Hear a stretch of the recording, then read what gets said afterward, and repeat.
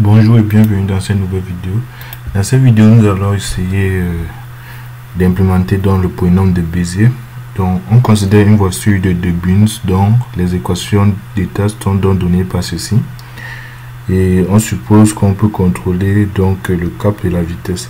Bon, dans ce cas-ci, on va prendre donc la vitesse égale à 1 et on pourra contrôler uniquement dans le cap, faire un contrôle en cap.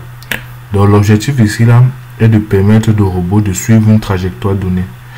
Donc pour cela, donc, on va sélectionner quelques points sur la trajectoire et on va donc déterminer le polynôme de Bézier qui va lui nous permettre de suivre la trajectoire.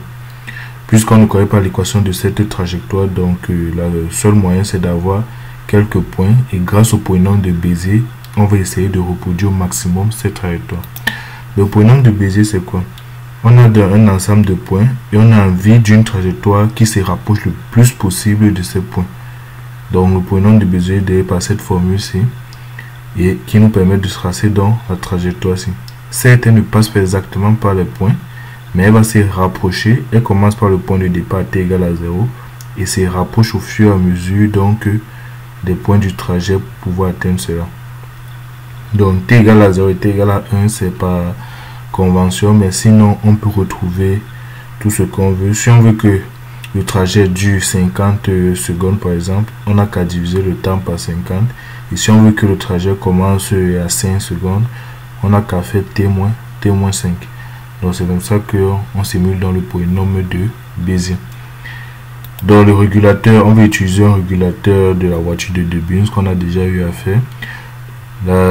Ce régulateur prend l'entrée dans la consigne qui est donnée ici par le polynôme de Bézier et la dérivée de la consigne qu'on peut calculer comme ça. Donc pour calculer la dérivée de la consigne, on a qu'à ça là, c'est une constante pi et on dérive par rapport au temps, on retrouve cette expression. Donc voici ce qu'on obtient dans notre code. Là c'est la fonction d'évolution d'une voiture de Debye, donc rien de nouveau. Et ici là on a le coefficient de Bézier, donc on a matérialisé là, et là on a la dérivée des coefficients de Bézier. Donc il faut faire attention à deux singularités lorsque n égale à i et lorsque i égale à 0, parce que lorsque i égale à 0 on risque d'avoir une singularité à la puissance i ici là pour t égale à 0, mais il faut prendre ça en compte. Donc c'est pourquoi on a ces deux cas-ci. Ici, on a le contrôle qui est un contrôle. On a pris d'un exercice précédent que ça permet donc de faire un contrôle proportionnel dérivé. Et là, c'est donc la consigne qu'on construit grâce au polynôme de Bézier en faisant donc cette somme qui ressemble un peu au binôme de Newton. Donc là, c'est pour la dérivée donc de la consigne.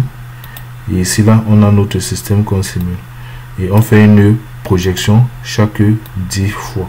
Donc après une projection sur 10 en quelque sorte pour ne pas saturer le schéma.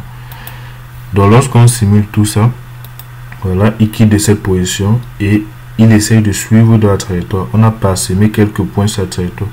Vous voyez, il ne rejoint pas ce point, mais il évite quand même l'obstacle ici en vert et essaye de rester le temps possible sur la trajectoire. Et là, il va tourner pour pouvoir rejoindre son point d'arrivée. Donc c'est comme ça que grâce au polynôme de Bézier, on peut effectuer une trajectoire donnée. Donc merci d'avoir suivi cette vidéo et à bientôt pour une nouvelle vidéo.